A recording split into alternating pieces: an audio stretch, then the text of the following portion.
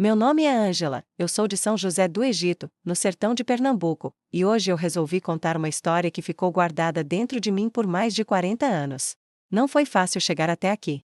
Por muito tempo, eu acreditei que o que aconteceu comigo era culpa minha, que se eu apenas fingisse que nada tinha acontecido, talvez a dor parasse de latejar. Mas não parou. A dor se transformou em silêncio, em vergonha, em noites mal dormidas e em um vazio que nem o tempo, nem o amor da minha filha conseguiram preencher. Eu aprendi a sorrir por fora e a desmoronar por dentro, porque achava que falar era destruir tudo, minha família, minha imagem, minha vida. Até que entendi que o que me destruía de verdade era o silêncio. E hoje, eu vim aqui para romper com ele. Se você está aqui, eu quero pedir uma coisa com todo o meu coração: se inscreve no canal e deixa o seu curtir nesse vídeo. Isso não é só para ajudar o meu relato, é para que ele chegue a outras mulheres, a outras pessoas que talvez estejam passando por algo parecido e ainda não encontraram coragem de falar. Quando você interage com esse vídeo, você não só me fortalece, mas também faz parte de algo muito maior, uma corrente de escuta, de acolhimento e de transformação. E se você conhece alguém que precisa ouvir essa história, compartilha. Porque às vezes, uma palavra pode ser a diferença entre o silêncio e a libertação. E me conta aqui nos comentários de qual cidade você está me assistindo. Eu quero saber até onde essa história vai chegar, porque por muitos anos eu achei que a minha voz não atravessava nem as paredes da minha casa. Hoje eu sei que ela pode ir muito mais longe, e talvez encontre outras vozes perdidas pelo caminho. Esse vídeo não é sobre tragédia, é sobre recomeço. É sobre lembrar que mesmo quando tudo parece enterrado, a gente ainda pode florescer. Então fica comigo até o fim. Você vai entender por que a verdade, mesmo dita tarde demais, ainda pode salvar. O dia do meu casamento amanheceu com um céu limpo, como se o mundo todo tivesse se preparado para mim. O vestido de renda branco pendurado na porta parecia me observar desde cedo, e eu mal conseguia acreditar que, em poucas horas, deixaria de ser filha para ser esposa. Era estranho como tudo parecia correr rápido demais. A cozinha cheirava a pão doce e café, e a casa estava cheia de vozes, risos e passos apressados. Minha mãe passava de um lado para o outro, ajeitando as flores nas jarras, pedindo ajuda com os doces, ajeitando minha tiara como se estivesse tentando prolongar cada segundo. Me olhava com aquele orgulho silencioso que só as mães têm, e dizia baixinho, como quem tem medo de quebrar alguma coisa: "Você está linda, minha menina." Hoje seu pai vai se emocionar, tenho certeza. Eu queria acreditar nisso. Queria muito. Mas havia algo dentro de mim que me impedia de respirar com tranquilidade, como se uma mão invisível apertasse meu peito. Quando olhei pela janela e vi meu pai fumando sozinho, encostado no portão, senti aquela pontada de sempre no estômago. Ele estava sério, como sempre, como se o mundo inteiro fosse um teatro e ele, o único ator consciente do papel que fingia. Era um homem respeitado, conhecido na cidade, sempre bem vestido, sempre com respostas prontas. Mas havia algo em seus olhos que nunca me deixava em paz. Um tipo de silêncio que pesava mais que palavras. Quando chegou a hora da cerimônia, tudo foi como nos filmes. O padre falou bonito, minha mão tremia dentro da mão de Vicente, meu noivo, que sorria como um menino apaixonado. Nossos amigos aplaudiram, minha mãe chorou, minha irmã mais nova tirava fotos como se fosse repórter. Tudo parecia encaixado, bonito, digno de ser lembrado. Eu deveria estar feliz, mas havia um nó dentro de mim, algo que não se desfez nem mesmo quando disseram: "Pode beijar a noiva." O beijo foi doce, os aplausos foram verdadeiros, mas minha alma estava em outro lugar. Foi depois disso que tudo começou a desmoronar. Estávamos no salão da casa da minha tia, onde faríamos a festa. A maioria dos convidados ainda não tinha chegado, e eu subi para o quarto para trocar o vestido pela roupa mais leve que usaria na festa. Estava sozinha, diante do espelho, tentando soltar os grampos do cabelo, quando ouvi uma batida suave na porta. Antes que eu pudesse responder, ele entrou. Meu pai. Ele fechou a porta atrás de si com um clique baixo, mas que soou como um trovão dentro da minha cabeça. Virei-me de supetão, surpresa. "Pai? O que você está fazendo aqui?" Eu já ia descer. Ele não respondeu de imediato. Apenas me olhou, de cima a baixo, com um olhar que me causou náusea. "Você cresceu tanto. Esta linda. Uma mulher agora." Tentei sorrir, desconversar. "Obrigada. Mas eu ainda tô me acostumando com tudo isso. É muita emoção." Ele deu 2 passos em minha direção e senti o quarto encolher. "Você sempre foi especial para mim, Ângela. Desde pequena.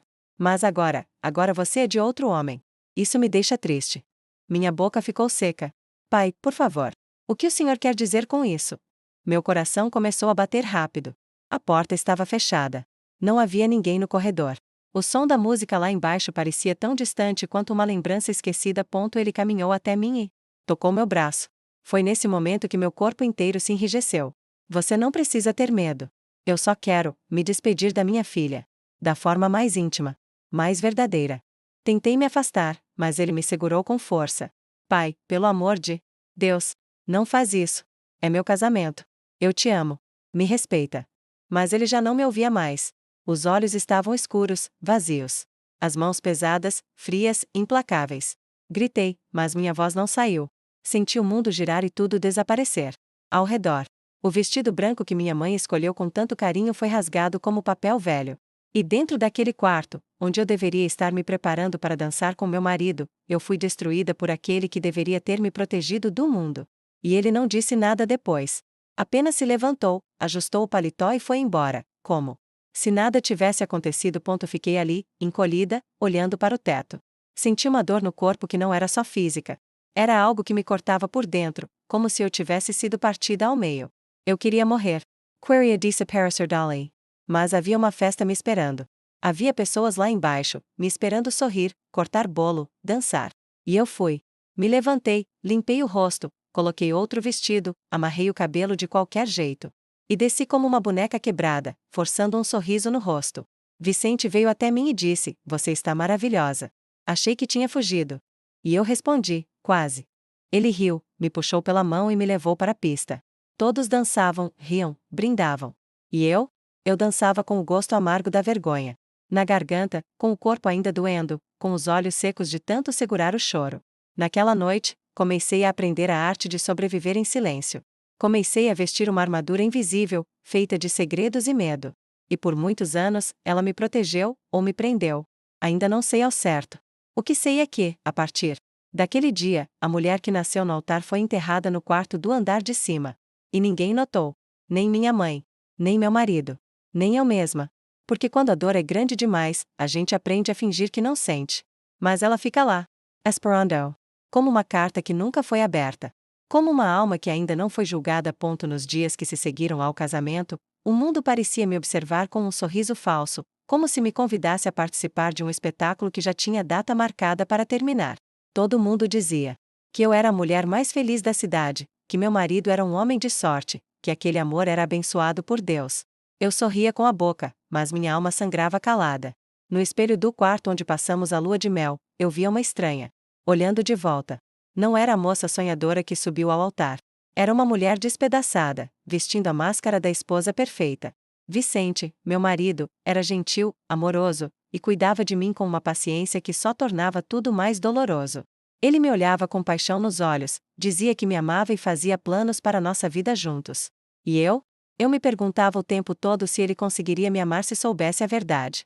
A cada toque carinhoso, meu corpo recuava por dentro. Eu fingia naturalidade, mas por dentro era só tensão.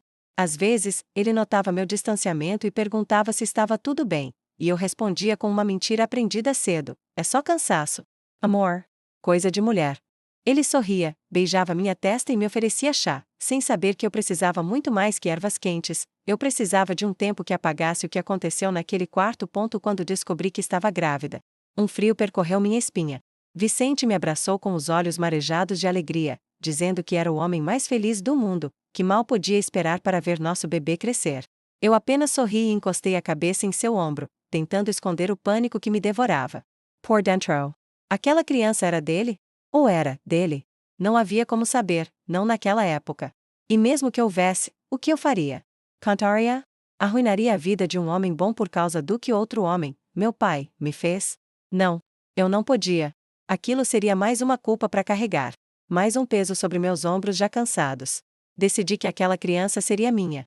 Seria innocent. Eu a protegeria com o sangue que ainda me restava. Na primeira vez que ouvi seu coração batendo dentro de mim, jurei que ela nunca saberia da verdade. Nunca. O tempo passou. A gravidez avançou. As pessoas continuavam a me parabenizar na rua, a desejar felicidades, a elogiar a barriga que crescia, sem saber que ela crescia sobre uma ferida ainda aberta. Minha mãe fazia roupinhas, dizia que estava ansiosa para ser avó. Meu pai vinha nos visitar como se nada tivesse acontecido. Sentava-se no sofá da nossa casa, tomava café com Vicente, fazia piadas, contava histórias antigas. Eu ouvia da cozinha, sentindo o estômago revirar. Às vezes, ele me lançava olhares curtos. Como se me testasse, como se dissesse com os olhos: "Você não vai contar, né?" E eu não contava. Engolia cada palavra, cada lágrima, cada grito que ameaçava sair. Em uma dessas visitas, Vicente comentou sorrindo: "O senhor criou uma mulher incrível, seu Antônio. Tenho muita sorte." E meu pai respondeu com a voz calma de sempre: "Ângela sempre foi especial. Desde pequenininha. Muito especial." Eu me segurei na pia para não cair. Ele falava como se fosse um troféu. Como se eu fosse uma lembrança boa. A raiva e a impotência me queimavam por dentro, mas tudo que consegui dizer foi: "Quer mais café, pai?" Minha filha nasceu numa tarde chuvosa de abril. Chamei-a de Elisa, nome que eu sonhava desde menina. Quando a colocaram em meus braços, senti um calor inédito, um amor que doía. Era linda. Pequena, frágil, com olhos escuros como os dele. Por um momento, pensei em recusá-la, como se seu corpo miúdo fosse a lembrança viva do meu horror. Mas então ela chorou. Um choro tão humano, tão puro, que meu coração foi atravessado por algo maior que o medo. Ela era minha. Independente de tudo. Minha. E eu a protegeria com a minha vida. Vicente chorava do meu lado, dizendo que ela tinha o nariz dele. Eu apenas concordei, com um nó na garganta. Olhava para Elisa e pensava: será que um dia ela vai perguntar de onde veio? Será que vai perceber algo? Será que vai me odiar quando souber? Durante muito tempo, tentei escrever uma carta. Sentava à mesa depois que todos dormiam, com uma caneta tremendo entre os dedos. Começava com: "Pai, naquele dia você destruiu minha alma", mas não conseguia continuar. As palavras me machucavam. As lembranças vinham como punhais. Largava a folha, apagava tudo, riscava. Houve uma noite em que cheguei a escrever 5 páginas. Lembrei dos detalhes, das palavras, do cheiro dele. Escrevi com raiva, com dor, com sede de justiça. Mas ao terminar, olhei para aquele papel e senti vergonha. Medo. Culpa. Como se ao contar a verdade, eu estivesse traindo minha família, minha filha, meu marido. Como se eu fosse responsável por manter tudo funcionando, mesmo que para isso eu tivesse que continuar em pedaços. Peguei a carta, queimei no fogão da cozinha e fui dormir com o cheiro de papel queimado grudado na pele. Vivi anos assim. Fingindo. Sobrevivendo. Mantendo a casa limpa, a filha alimentada, o marido feliz. As pessoas me chamavam de exemplo de mulher. E talvez eu fosse. Mas era um exemplo de resistência, não de felicidade. Meu pai continuava vindo. Aos almoços de domingo. Sentava-se à mesa com Elisa no colo, contando histórias que ela adorava. E eu assistia àquela cena com o coração apertado, querendo gritar, arrancá-la dos braços dele, fugir dali. Mas não fazia nada. Apenas sorria. Sempre sorrindo. Até nos aniversários, nas festas, nas fotos em família. Sorrindo. Um dia, Vicente perguntou por que eu nunca abraçava meu pai. Disse que achava estranho. Respondi que éramos de pouca intimidade. Ele riu e disse: deveria ser mais carinhosa com ele. Um dia, quando ele se for, vai sentir falta. Concordei em silêncio. E por dentro pensei: só vou sentir falta do peso. E assim a vida seguiu. Como um trem sem freios, correndo por trilhos velhos e rachados. Eu sentia que um dia aquilo tudo viria à tona. Que uma rachadura acabaria por romper a represa. Mas até lá, eu apenas vivia. Dia após dia. Uma mulher com segredos demais. Uma alma em estado de espera. Esperando o momento de se levantar. De desabar. Os anos passaram como passam as estações, de maneira sutil, quase imperceptível, até que um dia você acorda e tudo está diferente. Elisa cresceu diante dos meus olhos como uma flor que se abre apesar da terra machucada onde foi plantada. Ela era inteligente, doce, falante, cheia de perguntas sobre tudo. E cada vez que me chamava de mãe, meu coração se contraía em 2 sentimentos opostos, um amor infinito e uma dor latente que eu escondia até de mim mesma. Eu nunca consegui olhar para ela sem sentir a presença do meu pai pairando entre nós, como uma sombra sutil, mas constante. Vicente seguia sendo o marido perfeito, o homem que a cidade inteira admirava, e eu fazia de tudo para manter essa imagem de família feliz, mesmo que por dentro eu estivesse em ruínas. Havia dias em que eu me pegava parada na cozinha, olhando pela janela, segurando uma colher na mão sem me lembrar do que estava cozinhando, mergulhada em memórias que eu desejava esquecer. Outras vezes, quando via Vicente abraçando Elisa ou a ensinando a andar de bicicleta, eu precisava me esconder no banheiro para chorar em silêncio. Não era tristeza. Era medo. Medo de que tudo desmoronasse, de que alguma coisa revelasse-a Verdade que eu guardava enterrada sob camadas de rotina, sorrisos ensaiados e silêncios bem treinados. Nos aniversários, nas festas da escola, nos natais em família, meu pai estava sempre lá, impecável, como se nada tivesse acontecido. Ele trazia presentes para Elisa, fazia brincadeiras que a faziam rir, e em público era sempre o avô ideal. As pessoas o adoravam. Diziam que ele era sábio, gentil, carinhoso. Algumas mulheres até comentavam como ele era um charme para a idade. Isso me causava náuseas. Eu sorria e fingia, como sempre. Lembro de um domingo em especial, no aniversário de 10 anos da Elisa, em que todos estavam reunidos no quintal. A churrasqueira estalava, a mesa estava cheia, e meu pai brincava de roda com as crianças. Vicente veio até mim com um copo de refrigerante e disse: "Você viu como seu pai é animado? Parece até um menino." Eu apenas assenti, tentando engolir a bile que subia à minha garganta. Em seguida, ele me olhou e perguntou: "Por que você é sempre tão distante com ele? Vocês brigaram no passado?" Eu respirei fundo, demorei para responder e então disse a única coisa que consegui inventar: "Ele foi mais rígido comigo do que com meus irmãos." Talvez por isso. Vicente pareceu aceitar, mas não sem antes comentar: "Acho que você devia tentar perdoá-lo, Ângela. Às vezes, a gente guarda ressentimentos demais e se esquece que a vida é curta." Eu sorri, apenas para ele parar de falar, e pensei comigo: "Você não faz ideia do que está dizendo." À noite, quando todos já tinham ido embora e a casa estava em silêncio, entre os pratos sujos da festa e os balões murmurando com o vento, fui até o quarto da Elisa. Ela dormia abraçada com a boneca nova que o vovô havia dado. Fiquei ali parada, observando sua respiração tranquila, tentando entender como algo tão puro podia ter nascido de algo tão sujo. Me aproximei, acariciei seus cabelos e sussurrei: "Você não tem culpa de nada, minha filha." Nada. Fui para o meu quarto e encontrei Vicente dobrando as roupas de Elisa, colocando-as no armário. Ele se virou para mim e disse: "Acho que esse foi o melhor aniversário que ela já teve." Concordei, sentando-me na beira da cama. Fiquei em silêncio, olhando para o chão, até ele se sentar ao meu lado e segurar minha mão. "Ângela, tem algo em você que eu nunca entendi. Um peso, sabe? Uma tristeza que aparece de vez em quando, sem motivo." Fiquei tensa, esperando o que viria. "Eu não te pressiono porque respeito seu tempo. Mas se um dia quiser conversar sobre isso, sobre o que te atormenta, eu tô aqui." Eu queria falar. Queria dizer tudo. Gritar. Chorar. Me livrar daquela prisão que eu mesma havia construído. Mas não consegui. Só consegui dizer: "É coisa antiga. Não vale a pena reviver." E ele, doce como sempre, apenas me abraçou e disse: "Tudo bem. Quando quiser. Eu te amo." No mês seguinte, fomos à missa de renovação de votos dos meus pais. 50 anos de casados. A igreja estava cheia. Todos os filhos, netos, amigos da vizinhança. Eu estava sentada na terceira fileira, entre Vicente e Elisa, com o coração aos pulos. Quando o padre chamou meu pai e minha mãe para se levantarem, todos bateram palmas. Ele segurou a mão dela, olhou para os fiéis e disse: "Essa mulher me deu tudo. Inclusive minha filha mais velha, que sempre foi o meu maior orgulho." As pessoas aplaudiram. "Alissa Sorio." Vicente segurou minha mão. E eu? Eu quis sumir. Na saída da igreja, meu pai me abraçou diante de todos, apertado, demorado, sussurrando no meu ouvido: "Você não mudou nada. Continua minha menina." Eu congelei. Senti o perfume dele misturado com o suor da velhice e o peso da memória. "Casamperlo, gritar, Caspar na cara dele." Mas apenas recuei com um sorriso, como uma atriz treinada, e disse: "Parabéns, pai. Que venham mais 50." Todos riram. Eu me afastei e fui ao banheiro.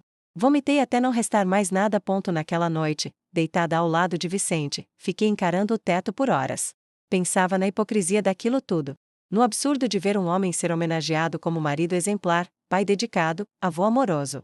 Quando, na verdade, era um monstro de terno e palavras doces. Pensei em Elisa. Pensei em Vicente. Pensei na minha mãe, que nunca soube. E pensei em mim. Em como eu tinha sido silenciada, apagada, esmagada sob a necessidade de manter a família funcionando. Eu existia para servir os outros. Para não incomodar. Para manter o equilíbrio. Mas por dentro, eu estava morrendo devagar. A cada abraço falso, a cada "eu te amo" não dito, a cada memória que eu tinha que trancar às 7 chaves. Não sei por quanto tempo mais eu conseguiria viver assim. Às vezes, sentia que bastava um gesto errado, uma palavra mal colocada, um olhar atravessado, para tudo desmoronar. E talvez, no fundo, fosse isso que eu mais desejava: que tudo desmoronasse. Porque só depois da destruição completa é que Pode nascer alguma coisa nova. Mas, por enquanto, tudo que eu podia fazer era fingir. E esperar. Como uma alma em julgamento.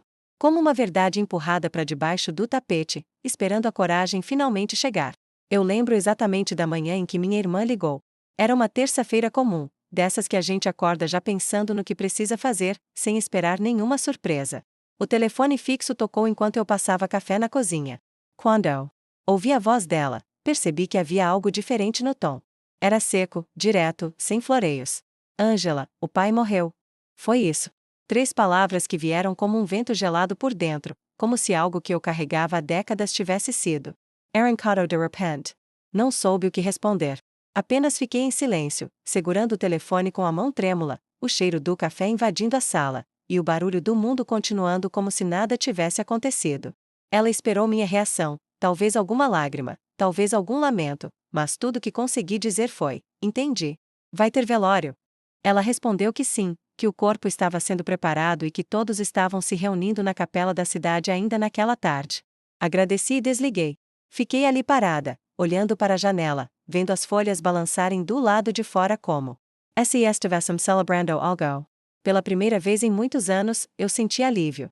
Alívio e vergonha de senti-lo. Vicente percebeu que algo estava errado quando entrei no quarto e sentei na cama sem dizer uma palavra. Ele largou o jornal, veio até mim e tocou meu ombro com delicadeza. Aconteceu alguma coisa, amor? Respirei fundo, sem olhar nos olhos dele. Meu pai morreu. Ele ficou em silêncio por alguns segundos e depois me abraçou. Sinto muito, Angela. Sei que vocês tinham uma relação complicada, mas é seu pai. Quer que eu vá com você? Eu balancei a cabeça, ainda sem conseguir processar o que sentia.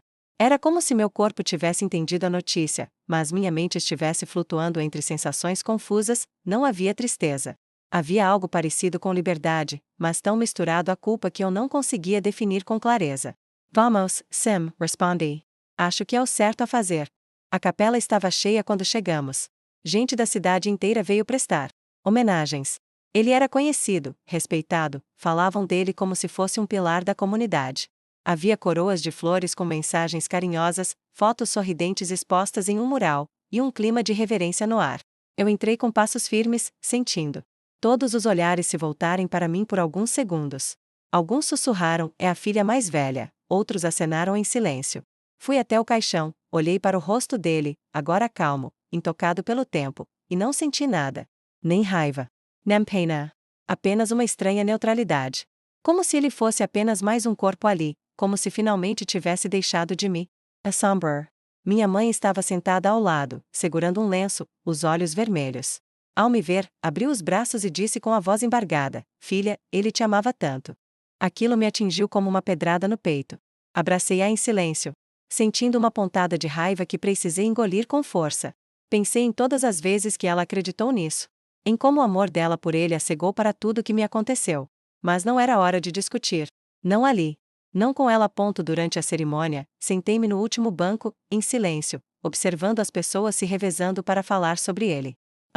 Ex-colega de trabalho disse: Antônio era um homem de palavra. Nunca negava ajuda a ninguém. Outro contou: ele foi como um pai para mim. Eu apenas ouvia, sem demonstrar reação. Por dentro, cada palavra elogiando aquele homem era como uma agulha sendo cravada na pele. Mas eu me mantinha quieta. Eu sabia de uma verdade que ninguém ali ousava imaginar. Quando o padre falou, usou palavras como honra, integridade, exemplo. Eu me peguei pensando quantas outras mulheres estavam sentadas em velórios ouvindo mentiras sobre os homens que as feriram. Quantas também mantinham segredos engolidos a vida inteira, para proteger a aparência, para evitar o escândalo, para manter a estrutura de uma família que só existia na fachada. Eu era só mais uma entre tantas. Quando tudo terminou, saí sozinha e fui até o cemitério com passos lentos. O céu estava nublado e uma brisa leve balançava as árvores. O cortejo se formou, mas eu fiquei para trás, andando devagar, como se cada passo fosse uma despedida de algo que nunca existiu de verdade. Quando chegaram ao túmulo, todos se reuniram, fizeram orações, jogaram flores. Eu permaneci alguns metros atrás, observando. Quando todos começaram a se dispersar, esperei ficar sozinha. Caminhei até o caixão já coberto, me ajoelhei e coloquei a mão sobre a terra fofa. Sussurrei, com a voz trêmula: agora você não pode mais me calar. Fiquei ali por alguns minutos, com os olhos fechados, respirando fundo, tentando entender o que viria depois. A sensação era estranha.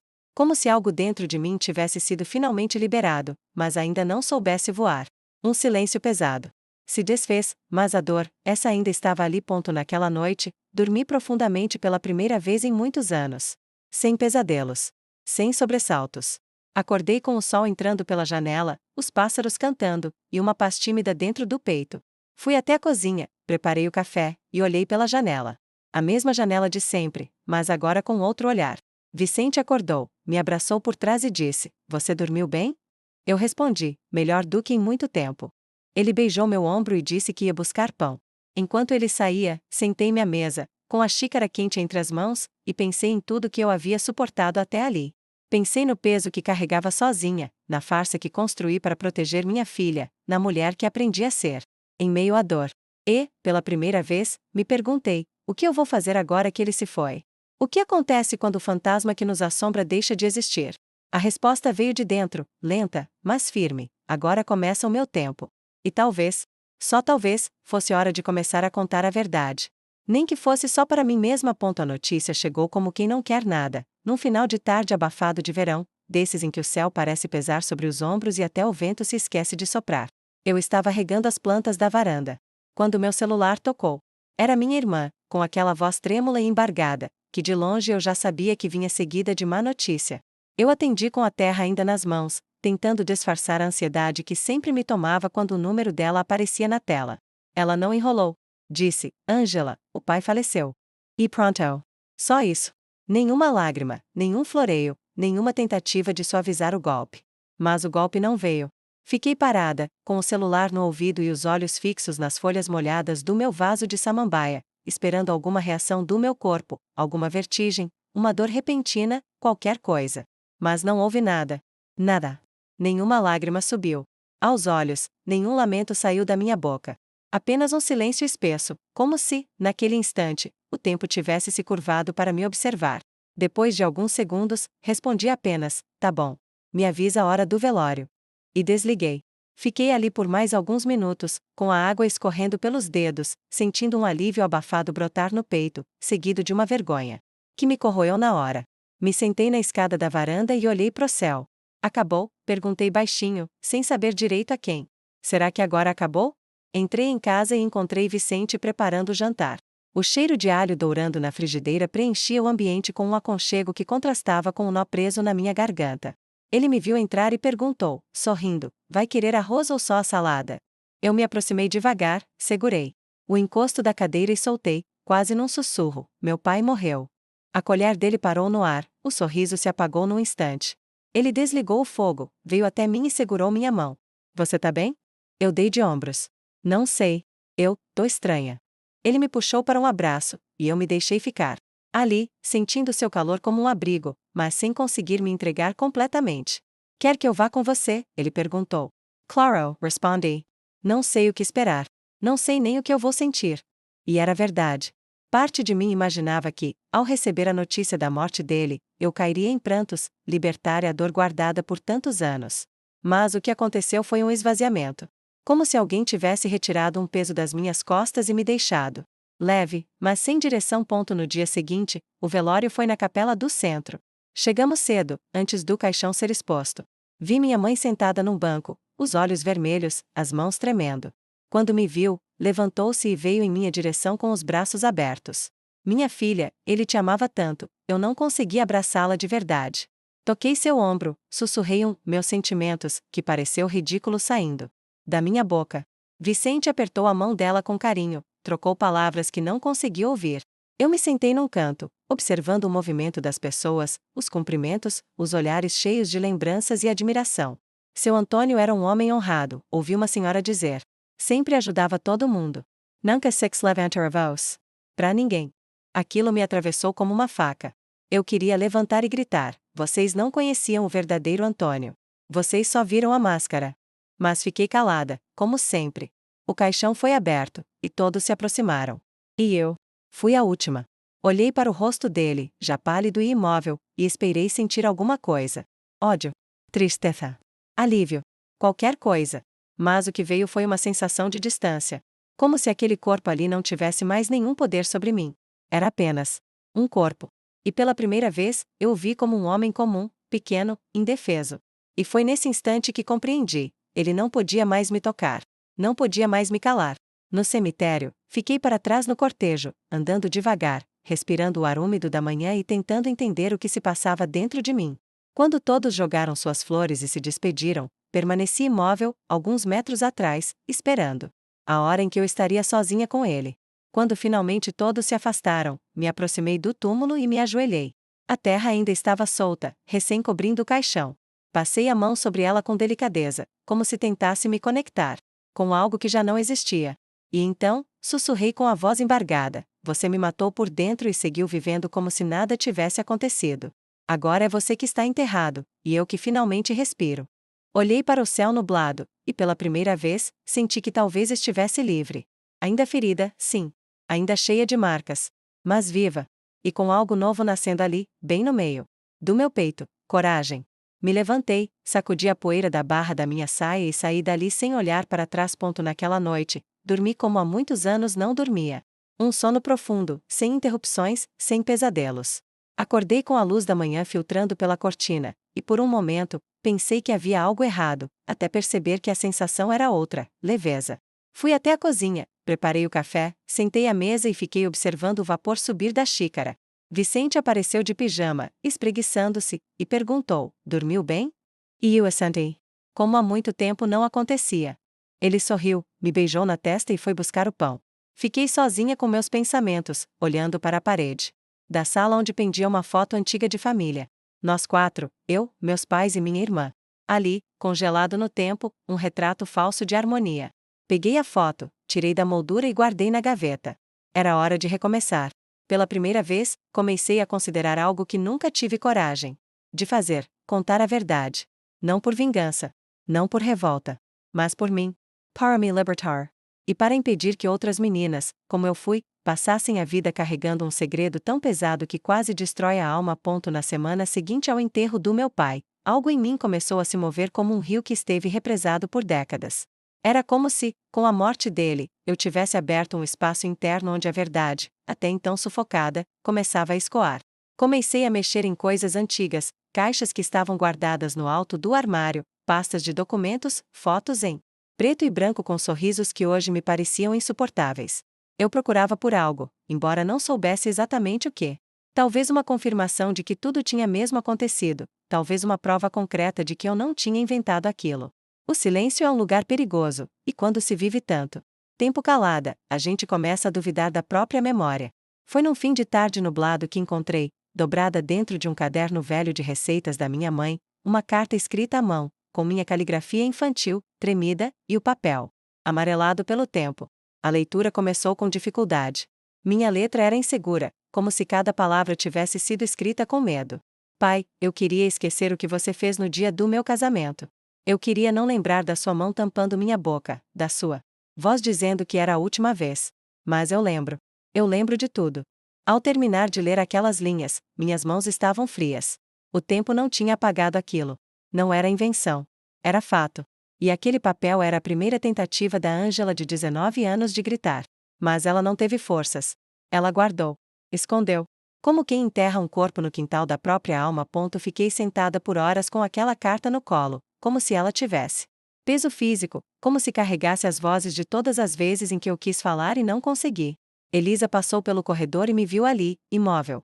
Parou na porta e perguntou com a doçura que sempre teve: Mãe, tá tudo bem? Levantei os olhos lentamente, e pela primeira vez em muitos anos, eu disse algo verdadeiro. Encontrei uma coisa antiga, uma coisa minha. Ela se aproximou com cuidado, sentou ao meu lado e pegou o papel com gentileza. Leu em silêncio, os olhos se movendo devagar por cada linha. Eu observei seu rosto se transformando à medida que ela compreendia. Primeiro veio a confusão, depois a negação silenciosa, depois o horror. Ao fim da leitura, ela ficou imóvel. Não chorou. Não gritou. Apenas sussurrou, sem me olhar: isso é verdade, mãe. Eu fechei os olhos e assenti. O mundo, naquele instante, ficou sem som. Ela respirou fundo, com os olhos marejados, mas firmes, e disse: foi ele? O vô? Eu confirmei com um gesto quase imperceptível, e então vi, nos olhos da minha filha, algo se quebrando. Ela se levantou sem dizer nada, saiu do quarto e se trancou no dela. Fiquei ali, com a carta ainda nas mãos, sentindo um medo antigo ressurgir, o medo de perder, o medo de ser rejeitada, o medo de finalmente ter dito alto demais o que guardei a vida inteira. Passei a noite acordada, ouvindo os passos dela no quarto ao lado, imaginando o que se passava em sua cabeça. O que era mais difícil para ela? Descobrir o que eu passei ou aceitar que ela era fruto daquele crime? Talvez as duas coisas. Talvez nenhuma. A verdade é que eu não sabia.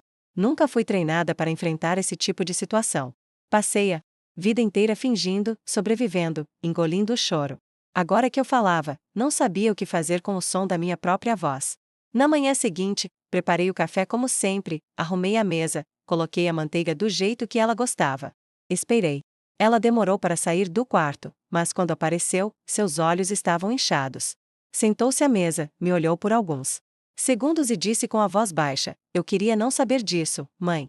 Queria poder desler o que li."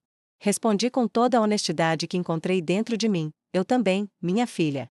Eu desejei isso todos os dias da minha vida." Ela respirou fundo, manteve o olhar fixo em mim e perguntou: "Você sabia que eu podia ser filha dele?" Demorei alguns segundos antes de responder. Eu suspeitava, mas nunca tive coragem de confirmar. Elisa ficou em silêncio, mastigando as palavras antes de dizê-las. Eu não sei o que eu sou agora. Não sei quem eu sou. Me aproximei dela, segurei sua mão com força e disse: "Você é minha filha. Só minha. Nada muda isso." Nos dias que se seguiram, andamos pelas palavras como quem caminha por um campo minado. Às vezes em silêncio, às vezes nos aproximando, tentando entender o que tudo aquilo significava. Foi ela quem sugeriu: "Vamos fazer um teste de DNA." Eu hesitei no início. Tinha medo do que aquela confirmação podia trazer. Mas ela insistiu: "Se eu vou lidar com isso, preciso saber a verdade inteira." Concordei. Fomos juntas ao laboratório, fizemos a coleta, e os dias de espera foram os mais longos da minha vida. Quando o envelope chegou, sentamos lado a lado no sofá. Mãos trêmulas, respiração curta. Abri o papel devagar, como se cada dobra revelasse um pedaço do meu destino. Elisa leu em silêncio. A confirmação estava lá, clara e indiscutível. O pai dela era mesmo meu pai. Nenhuma surpresa. Mas ainda assim, a dor veio. Ela encostou a cabeça no meu ombro e disse com a voz embargada: "Isso não muda o que eu sinto por você. Mas muda tudo o resto. E o abrace I forte e sasarai. A gente vai passar por isso. Juntas." Foi naquele dia que decidi reescrever a carta. Peguei um caderno novo, uma caneta preta, e deixei que minha mão fosse guiada não mais pela dor muda da garota que fui, mas pela coragem da mulher que eu me tornava. Escrevi com clareza, sem medo, sem pedir desculpas. "Meu pai, agora que você não pode mais me interromper, eu vou falar. Você me destruiu. Me usou. Me silenciou. Mas eu sobrevivi. E agora é você quem vai carregar o nome que merece." Mostrei a carta para Elisa. Ela leu, olhou para mim com os olhos cheios de orgulho e disse: "Publica." Eu hesitei. "Tem certeza?" Ela assentiu. "Alguém precisa ouvir isso. Não é só por você. É por todas." Respirei fundo e postei. Não com meu nome. Não ainda. Mas com a minha voz. E ela, depois de tanto tempo, finalmente foi ouvida. A carta ganhou o mundo antes que eu tivesse tempo de me preparar para o que viria. Postada de forma anônima, num grupo de relatos femininos, ela correu pelas redes sociais como uma chama que encontra palha seca. Em poucas horas, comentários começaram a surgir, centenas deles.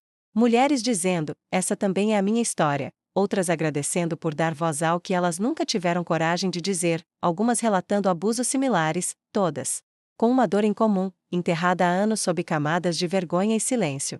Eu lia tudo em silêncio, com os olhos marejados, sentindo que, pela primeira vez, algo dentro de mim se movia no sentido contrário da dor. Era como se aquela menina, de 19 anos, que teve seu corpo e sua alma violados, finalmente tivesse gritado. E não apenas gritado, mas sido ouvida. Elisa lia junto comigo. Às vezes chorava, às vezes se recolhia num canto da sala e ficava em silêncio por longos minutos. Eu não cobrava nada dela. Sabia que agora era ela quem precisava processar tudo, entender sua origem, digerir o peso de uma verdade que nenhum ser humano deveria carregar. No entanto, a força que vi surgir nos olhos da minha filha nas semanas que se seguiram foi algo que eu jamais vou esquecer. Era como se, mesmo ferida, ela decidisse que não seria mais cúmplice do silêncio. Mas nem tudo foi luz. 3 dias depois da postagem, minha irmã me ligou, furiosa. Ela não sabia que a carta era minha, mas reconheceu detalhes demais. Sua voz tremia de raiva. "Ângela, o que você pensa que está fazendo? Isso é uma acusação. Grave, é difamação. Está enlouquecida? Eu me sentei à beira da cama, com o telefone quente na mão. A voz dela era como um espelho do medo que sempre existiu dentro de mim. Respirei fundo e disse: é verdade. Tudo o que está naquela carta é verdade. Do outro lado da linha, o silêncio foi tão denso que parecia gritar. Ela tentou rir, um riso nervoso, mas logo perdeu o controle. Você tem noção do que isso pode fazer com a nossa família? Com a memória do papai? Com a mamãe? Eu respondi sem hesitar: e você tem noção do que ele fez comigo? No dia do meu casamento, dentro do quarto onde eu estava trocando de roupa, ele me violentou. E você quer me falar de memória? Ela desligou sem dizer mais nada. E naquele momento eu entendi que minha coragem também ia me custar. Que, ao romper o silêncio, eu também rompia laços. E talvez isso fosse necessário. Nos dias seguintes, o telefone não parou. Algumas pessoas ligavam para dizer que estavam comigo, outras para tentar me convencer a apagar tudo, a proteger a família. Como se a família não tivesse me deixado sozinha quando mais precisei. Vicente, por sua vez, lia tudo, acompanhava, mas mantinha um silêncio que me doía mais do que qualquer palavra dita. Uma noite, depois do jantar, ele se sentou à minha frente, as mãos entrelaçadas sobre a mesa, e disse: eu li a carta. Eu li os comentários. Eu liguei os pontos. E eu preciso saber, é verdade. Meus olhos encheram d'água, mas não hesitei. É verdade. Tudo. E tem mais coisas que nem escrevi ainda. Ele respirou fundo, abaixou os olhos e levou um tempo antes de falar. Por que você nunca me contou? Eu engoli em seco. Porque eu tinha medo de que você me achasse suja. De que você se afastasse. Eu não queria perder você também. Ele se levantou, contornou a mesa, me abraçou por trás e disse: você não tem culpa de nada. Mas agora você precisa entender que eu também estou tentando digerir tudo. Não pelo que você fez, mas pelo que você sofreu. E naquele momento, eu soube que meu casamento tinha passado por uma linha invisível. Nada seria como antes. Mas ele ainda estava ali. E isso significava muito. No entanto, o momento mais difícil ainda estava por vir. Algumas semanas depois da publicação, Elisa chegou em casa com o rosto pálido. Sentou-se no sofá, tirou do bolso um papel dobrado e me entregou. Era um convite para falar numa roda de conversa na universidade onde ela estudava. Tema: violência sexual e o impacto do silêncio na família. Eu a encarei, surpresa. Você quer ir? Ela assentiu. Quero. E quero que você vá comigo. Que conte a sua história. Que diga em voz alta, com seu rosto, o que você escreveu. Me faltou o ar por um instante. Filha, eu não sei se consigo. Ela segurou minha mão e disse, com firmeza: você já conseguiu o mais difícil. Sobreviver. Agora só precisa continuar. Eu não respondi naquela hora. Precisava pensar. Olhei para o convite por horas, tentando imaginar a mim mesma em pé diante de estranhos, dizendo tudo aquilo. Mas algo em mim dizia que sim. Que eu devia isso não só a mim, mas a todas as outras que ainda estavam presas em suas próprias prisões invisíveis. Naquela noite, sonhei com o quarto do meu casamento. Com as cortinas fechadas, o espelho embaçado e a maçaneta girando. Acordei suando, mas não chorando. Não era mais pesadelo. Era lembrança. E ela já não me paralisava como antes. Fui até o quarto de Elisa, bati com cuidado e entrei.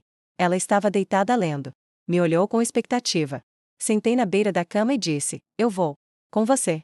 E vou dizer tudo. Dessa vez com minha voz. Com meu rosto, com meu nome. Ela sorriu com os olhos, me abraçou com força e murmurou: eu tenho tanto orgulho de você, mãe. E naquele instante, eu soube que algo essencial havia mudado. Que a dor ainda existia, sim, mas agora havia também uma ponte entre nós.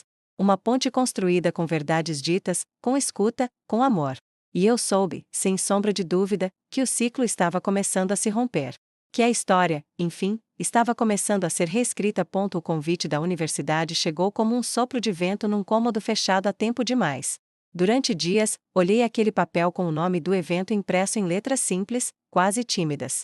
Vozes silenciadas, encontro sobre violência sexual e reconstrução da identidade, e senti uma mistura estranha de medo, gratidão e responsabilidade. Era como se a vida tivesse me empurrado devagar até essa encruzilhada, e agora esperasse que eu escolhesse se daria o próximo passo ou voltaria para dentro da caverna onde me escondi por tanto tempo. Elisa estava empolgada, mas respeitava meu tempo. Às vezes, só me olhava durante o café e dizia: é só se você quiser, mãe. Você não precisa provar nada para ninguém. E eu sorria com ternura, mas no fundo sabia que já não era mais uma questão de querer. Aquilo precisava sair de mim. A história já tinha sido contada sem rosto. Agora era hora de dar nome e forma à dor.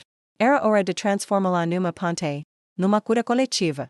E mais do que isso, era hora de libertar a mulher que eu sempre fui e que ficou trancada dentro de uma menina que nunca conseguiu gritar. Os dias que antecederam o evento foram longos. A cada manhã, eu acordava com o coração acelerado, ensaiava mentalmente o que iria dizer, e depois desistia, como se minha voz ainda estivesse tentando encontrar um caminho próprio. Vicente me observava com uma atenção serena. Às vezes, me abraçava de surpresa na cozinha e dizia: "Você é mais forte do que imagina, Ângela. Só vai perceber isso quando subir naquele palco." E eu chorava baixinho, sem conseguir responder. A verdade é que a presença dele, mesmo em silêncio, era um bálsamo. Era como se ele não soubesse consertar nada, mas estivesse ali para segurar minha mão enquanto eu encarava os destroços. Isso era amor. Um amor real, adulto, paciente. E se ele soubesse o quanto aquele afeto simples me mantinha de pé, talvez nem acreditasse. Na noite anterior ao evento, sentei-me diante do espelho do meu quarto e encarei minha própria imagem por muito tempo. As rugas em volta dos olhos, o peso da idade no pescoço, o cansaço nos ombros, mas também algo novo. Um brilho discreto. Uma firmeza que eu nunca tinha visto antes. Peguei um caderno e comecei a escrever o que queria dizer. Não era um discurso, era uma confissão. Mas não uma confissão de dor, uma declaração de vida. Quando eu terminei, fechei o caderno com as mãos trêmulas e sussurrei para o reflexo: "Amanhã, você vai nascer de novo." O auditório da universidade estava cheio. Gente de todas as idades, mulheres, homens, jovens, professores, jornalistas, estudantes com celulares na mão. Havia câmeras, microfones, água nos copos, um banner colorido no fundo do palco. Alissa me acompanhava de mãos dadas, como se ela fosse a mãe e eu a filha. E talvez fosse mesmo, naquele momento. Subimos ao palco juntas. Sentamos lado a lado. As palestrantes foram apresentadas uma a uma, psicólogas, promotoras, sobreviventes. Quando chegou minha vez, meu nome foi dito pela primeira vez em voz alta naquele espaço: Ângela Maria Bastos, mulher, mãe, educadora e sobrevivente. Aplausos tímidos ecoaram. Peguei o microfone com as mãos úmidas e respirei fundo. Olhei para Elisa, que assentiu com a cabeça, os olhos marejados. E então falei. Durante mais de 40 anos da minha vida, eu fui uma mulher que sorria por fora e sangrava por dentro.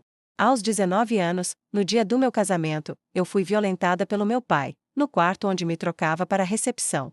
Por vergonha, por medo, por culpa, eu calei. E esse silêncio me acompanhou como uma sombra todos os dias. Ouvi um murmúrio na plateia. Mas continuei. Criei uma filha sem saber se ela era fruto de amor ou de um crime. Mas nunca deixei que ela carregasse isso. Protegi ela com tudo que eu tinha. Até o dia em que ela mesma me encorajou a falar. A essa altura, minha voz já estava embargada. Mas não parei.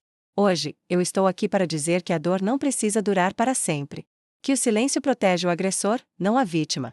E que, sim, é possível reconstruir a própria alma depois de tudo. Quando terminei, houve um momento de silêncio absoluto. Depois, os aplausos vieram, não como um gesto educado, mas como uma onda de reconhecimento. By mulheres carando. Na plateia. Vi homens abaixando os olhos, envergonhados, talvez por eles mesmos, talvez por outros. E vi Elisa me abraçando com força, dizendo em meu ouvido: "Você é gigante, mãe." Depois daquela noite, nada mais foi como antes. A história se espalhou. A carta, agora com rosto, passou a ser replicada em sites de notícias, blogs, páginas de apoio. Recebi convites para entrevistas, mensagens de desconhecidas contando suas histórias, agradecendo, pedindo ajuda. E ao invés de me assustar, isso me fortaleceu. Percebi que havia um propósito maior naquele grito tardio. Não era mais sobre mim. Era sobre todas. Era sobre nós. No entanto, a reação da minha família veio como um golpe seco. Minha irmã não me procurou mais. Meu irmão mais novo, que morava em outra cidade, me mandou uma mensagem curta: "Lamento que você tenha decidido expor o que devia ter resolvido em casa." Li aquilo sentindo o sangue ferver. Resolvido em casa? Como se meu corpo fosse uma desavença doméstica, como se o que aconteceu fosse um mal-entendido entre pai e filha. Apaguei a mensagem sem responder. Minha mãe, por sua vez, me ligou 2 dias depois da entrevista na televisão. Sua voz estava fraca, quase apagada. Ela disse: "Ângela, eu não sei mais o que pensar." E eu respondi: "A senhora não precisa pensar. Só precisa escutar. Só precisa me olhar e saber que sua filha passou 40 anos gritando em silêncio." Do outro lado da linha, ela chorou. Chorou como eu nunca tinha visto chorar. Não sei se foi arrependimento, dor ou medo. Mas não era mais responsabilidade minha decifrar. Eu havia feito a minha parte. E aquilo me bastava. Nos dias seguintes, voltei à minha rotina com uma leveza que nunca imaginei sentir. As manhãs pareciam mais vivas, os gestos mais conscientes, o silêncio mais seguro. Eu era a mesma mulher, mas não era mais a mesma prisioneira. E talvez, pela primeira vez na vida, comecei a entender o que era viver em paz com a própria história. Mesmo que ela fosse dolorosa. Mesmo que ainda houvesse cicatrizes. Porque agora, enfim, eu sabia que cicatriz é o que a alma faz quando escolhe não morrer. É a marca de quem escolheu continuar. E eu escolhi. Eu escolhi viver. Eu pensei que, depois da palestra, depois da carta, depois da entrevista na televisão, as ondas iam se acalmar. Que, de algum modo, o pior já tivesse passado. Mas não passou. Quando a verdade é lançada ao mundo, ela não obedece mais à nossa vontade. Ela caminha por conta própria, entra em lugares que não imaginamos, desperta vozes que estavam adormecidas. 3 dias depois da minha fala na universidade, recebi uma mensagem de uma prima distante, alguém com quem eu não falava há anos. O nome dela apareceu na tela do meu celular como uma espécie de fantasma vindo do passado. Abri com receio, o coração apertado, e li: Ângela, vi sua entrevista. Eu sei o que você passou. Porque aconteceu comigo também. E foi com ele. Fiquei sem ar. Olhei para a mensagem por longos minutos, o celular tremendo na minha mão, as palavras queimando os olhos. Respirei fundo, sentei no sofá e li de novo. Desta vez em voz alta: aconteceu comigo também. E foi com ele. Aquilo me atingiu. Como um raio. Por tantos anos, eu carreguei o peso de ser a única. A errada. A manchada. E agora, com aquelas poucas palavras, tudo ganhava uma outra forma. Uma nova dor, uma nova dimensão. Eu não estava sozinha. Nunca estive. E isso me destruiu e me curou ao mesmo tempo. Fiquei em silêncio por algumas horas. Não respondi na hora. Caminhei pela casa tentando organizar o que estava sentindo. A raiva voltou com força, acompanhada de um lamento profundo. Ele não me destruiu por acaso. Ele era um predador. E tinha feito com outros o que fez comigo. Talvez mais. Talvez pior. Quantas primas? Quantas meninas da família? Quantas mulheres silenciadas por anos, acreditando que carregar aquilo sozinha era o único caminho? Pensei na minha filha. Na coragem dela. Em como ela não herdou o silêncio, herdou a força. Voltei para o celular, respondi com um simples: me conta. Quando estiver pronta, me conta. E ela contou. 3 dias depois, nos encontramos num café simples, em um canto discreto da cidade. Ela chegou nervosa, com os olhos baixos, o rosto marcado por uma dor antiga. Nos abraçamos por longos segundos. Não havia muito o que dizer. Ela me contou que tinha apenas 8 anos quando ele começou a se aproximar com carinho demais. Disse que sempre foi confundida com uma criança quieta, mas que o silêncio era trauma. Falou das noites em que ele a colocava no colo e dizia que era nosso segredo. E o mais terrível foi ouvir a frase que ela sussurrou no final, com lágrimas escorrendo: eu achava que ele me amava. E achava que eu era culpada. O mundo girou ao meu redor naquele instante. Voltei para casa e fiquei em silêncio. Vicente me observava de longe, sem pressionar. Quando me aproximei dele, sentei ao seu lado e disse: ela não foi a única. Ele me olhou com um misto de choque e tristeza. Quem? E eu expliquei. Ele fechou os olhos, como se quisesse não ouvir, como se a dor fosse física. Meu Deus, Ângela, ele era um monstro. E eu apenas assenti, sentindo o peso da verdade se espalhar como um veneno que, por mais que doa, ainda é melhor que a ilusão. Naquela noite, escrevi outra carta. Não para ele. Para todas as outras. Postei num grupo maior, com minha foto, meu nome, meu rosto. Escrevi: se você passou por isso, e se ainda está em silêncio, saiba que eu acredito em você. E estou aqui. Em menos de 24 horas, recebi mais de 300 mensagens. Algumas de apoio. Muitas, de sobreviventes.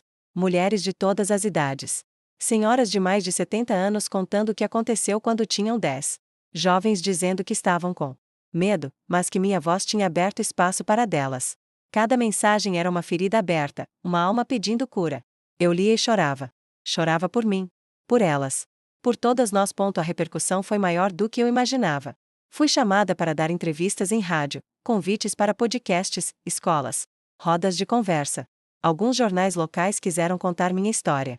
Um deles, mais corajoso, publicou uma reportagem investigativa sobre abusos silenciados em famílias respeitadas da cidade. Quando vi meu nome impresso na manchete, senti um frio no estômago. Não era vaidade. Era responsabilidade. Agora não. Havia mais volta. Eu era símbolo de algo. E isso me assustava. mas ao mesmo tempo, me fortalecia. Recebi uma ligação de uma assistente social que atuava com mulheres vítimas de violência há mais de 20 anos. Ela disse: "Ângela, sua fala mudou o rumo do nosso trabalho. Nunca tantas mulheres procuraram ajuda como nas últimas semanas." Eu desliguei com o rosto molhado, os olhos vermelhos, mas o peito leve. Pela primeira vez, a dor que eu carreguei por tanto tempo estava servindo para alguma coisa. Estava abrindo portas, libertando outras. Mas nem tudo foram flores. Com a visibilidade, veio o julgamento. Alguns vizinhos começaram a me evitar. Ouvi cochichos em filas de supermercado. Alguém disse que eu só queria aparecer. Outra afirmou que lavar roupa suja em público era falta de respeito à família. Eu não respondia. Apenas abaixava os olhos e seguia. Sabia que para cada olhar torto, havia dezenas de mulheres agradecendo. Para cada boca que falava, havia uma alma que se identificava. E isso me bastava. Um dia, no centro da cidade, uma senhora que eu não conhecia me parou na calçada. Pegou minha mão com delicadeza e disse: "Você não sabe quem eu sou, mas eu sei quem você é. E quero te agradecer. Porque por sua causa, minha neta teve coragem de contar o que o padrasto fazia com ela. E agora ele está preso." Eu a abracei como quem abraça a própria história. Como quem diz: valeu a pena. Voltei para casa naquele dia com a alma leve. Entrei, tirei os sapatos, sentei no sofá e fiquei olhando para o teto. Elisa veio até mim, sentou ao meu lado e encostou a cabeça no meu ombro. "Como foi?" perguntou. Eu sorri. "Foi difícil. Mas foi bom. Estou cansada, mas pela primeira vez, é um cansaço que me orgulha." Ela me olhou com ternura e disse: "Eu sempre soube que tinha uma mãe forte. Mas agora eu sei que você é muito mais do que isso. Você é luz, mãe. Você é cura." E naquele instante, com minha filha ali, de cabeça encostada na minha, o passado inteiro se tornou mais leve. As palavras que me feriram, os silêncios que me prenderam, as verdades que me esmagaram, tudo fazia sentido. Tudo me trouxe até aqui. E eu estava viva. Inteira. E, enfim, livre. Quando acordei naquela quinta-feira de céu parado e ar espesso, já havia dezenas de mensagens no celular. A prefeitura convocara uma audiência pública para discutir a mudança de nome da principal praça da cidade, batizada havia décadas com o sobrenome do meu pai, e as manchetes online diziam que a sessão prometia fortes emoções. Sentei-me à mesa da cozinha ainda de pijama, li os convites formais enviados pela Câmara Municipal e, antes mesmo de terminar o café, recebi o telefonema de um repórter local. "Dona Ângela, a senhora vai falar hoje à noite? Muitos cidadãos querem ouvi-la." Respirei fundo, senti um formigamento nos dedos e respondi sem vacilar: "Sim, eu vou." Desliguei, olhei pela janela e vi Elisa no quintal, cortando ervas para o almoço. Chamei-a baixinho, ela ergueu o rosto curioso, e contei. Seus olhos brilharam com um misto de alerta e orgulho. "Vai ser duro, mãe, mas é necessário." Concordei com a cabeça e percebi que, mesmo com o coração acelerado, havia dentro de mim uma serenidade nova, como se cada passo nesse caminho doloroso já estivesse desenhado pelo destino. Cheguei à câmara pouco antes do início. O saguão fervilhava de vozes, cartazes, câmeras e microfones. De um lado, mulheres com lenços lilazes empunhavam faixas onde se lia "Silêncio nunca mais." Do outro, senhores mais velhos repetiam em coro que a memória de um homem de bem não pode ser maculada. Atravessei aquele corredor de olhares hostis e solidários ao mesmo tempo, sentindo o peso de cada passo, e me sentei na terceira fileira, próxima ao corredor, onde Vicente já me aguardava de mãos entrelaçadas. Quando o presidente da mesa anunciou meu nome, levantei-me devagar, caminhei até o púlpito sob uma chuva de murmúrios, arrumei o microfone e deixei que a voz saísse firme: "Boa noite. Meu pai morreu 2 vezes, a primeira, quando o corpo desceu à terra, a segunda, quando eu contei o que ele fez comigo e com outras. Hoje eu peço não vingança, mas justiça simbólica. Uma praça homenageia quem inspira. Quem violenta crianças e cala mulheres não deve inspirar ninguém." Houve vaias e aplausos, mas continuei. Mudar esse nome é dizer a cada menina que a cidade não celebra agressores. Ao terminar, devolvi o microfone com as mãos quentes. Enquanto voltava ao meu lugar, um senhor grisalho se levantou, apontou-me o dedo e gritou: "Mentira. Ele nos ensinou valores." Parei, virei-me e respondi sem elevar a voz: "Ensinou. A vocês. A mim, ele arrancou." Um silêncio pesado caiu, seguido de uma salva de palmas que me fez tremer por dentro. A repercussão da audiência ultrapassou as fronteiras da cidade. 2 dias depois, recebi um e-mail da Comissão de Direitos Humanos do Senado Federal convidando-me a falar numa sessão sobre crimes sexuais prescritos e o impacto intergeracional do silêncio. Viajei a Brasília com Elisa e uma pequena mala.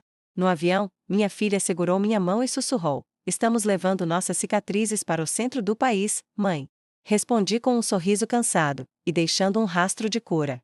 No plenário, a iluminação fria refletia em painéis de madeira clara. Quando meu nome foi chamado, caminhei até o microfone entre bandeiras e câmeras, sem roteiro, apenas com a carta original dobrada no bolso do blazer.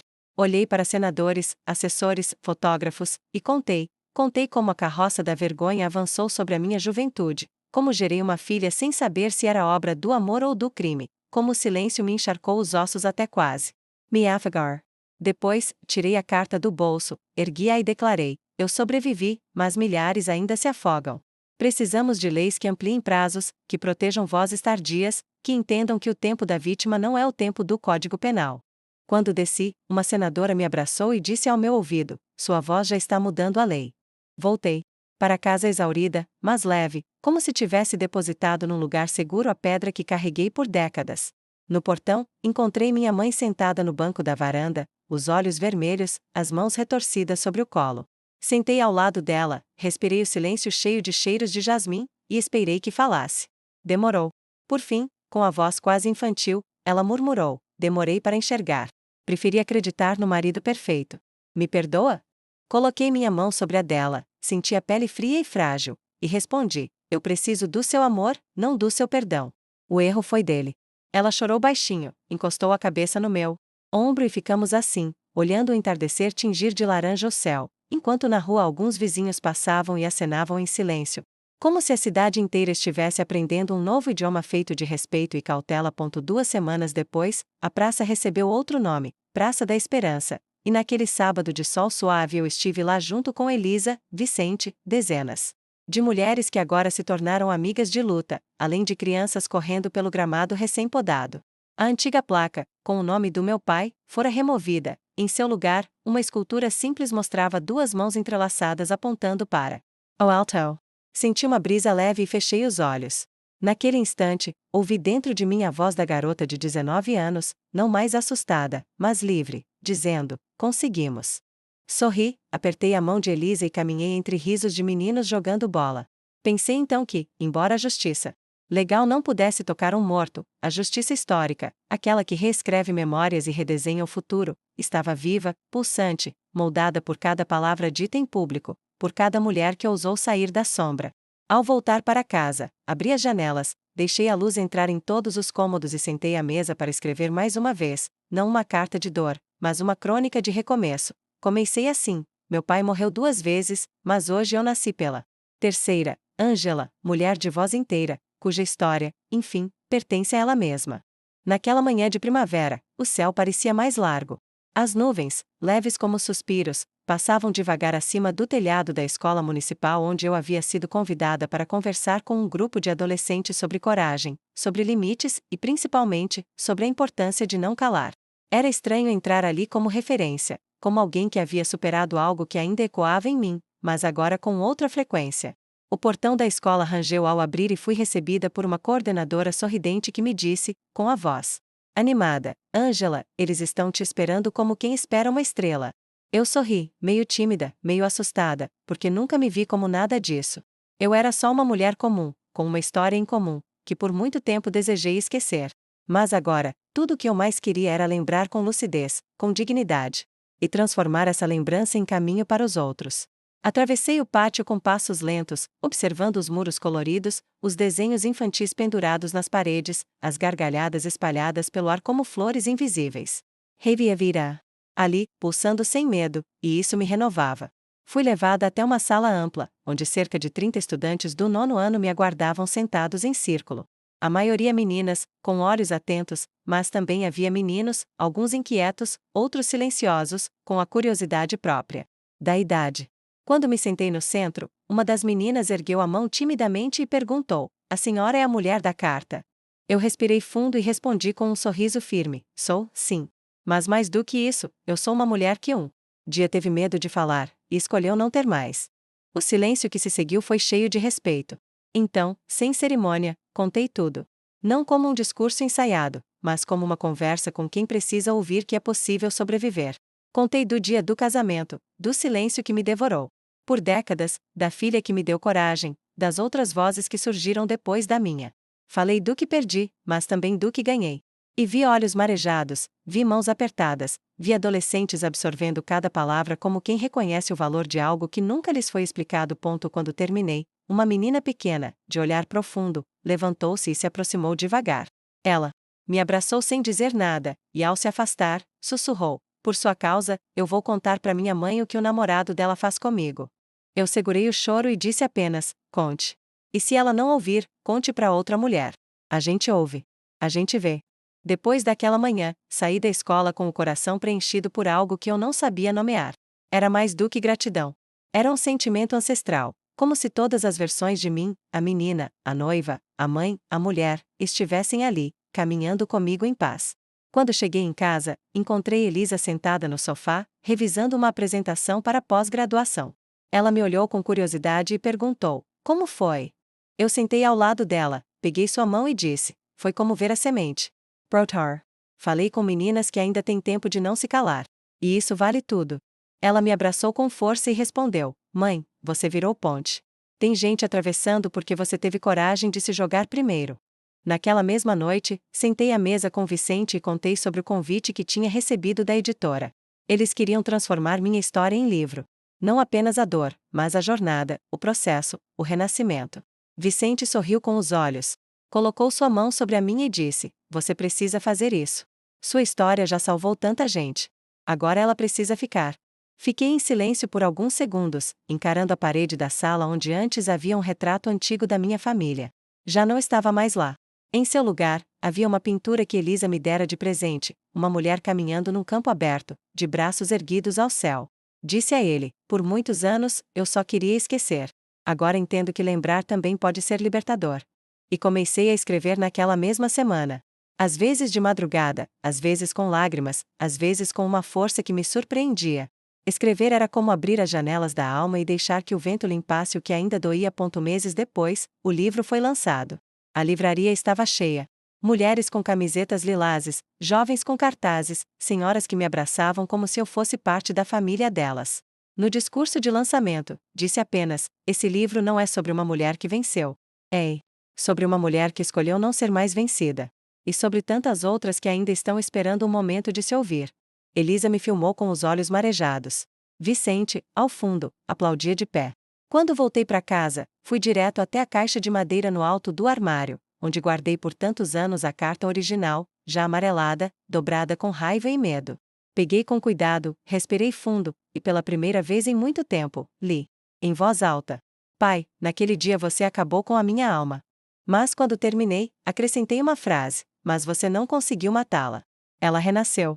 E agora ela voa. Dobrei a carta com delicadeza, coloquei dentro de um envelope novo e escrevi na frente: Arquivo de Liberdade. Na manhã seguinte, caminhei sozinha até a beira do rio que corta a cidade.